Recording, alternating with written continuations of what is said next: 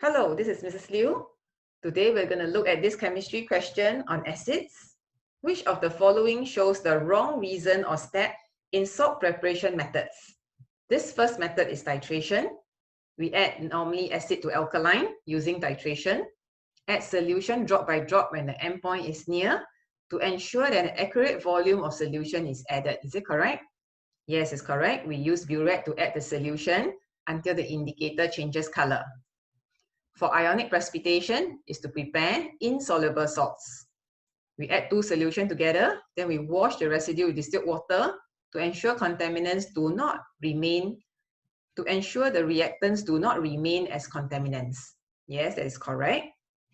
And the third one, C, ionic precipitation, you add solutions according to mole ratio to ensure the salt is not contaminated by excess of any reagents. This one is not correct because we do not necessarily have to add in mole ratio because the excess will be washed with distilled water over here. And the last one, add excess base to acid.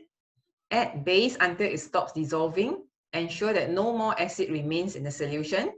Yes, this one is correct because we add excess of the base to the acid to use up the acid fully so that we can filter to remove the excess base. That's all for today. Thank you for joining me. Remember, you are a miracle.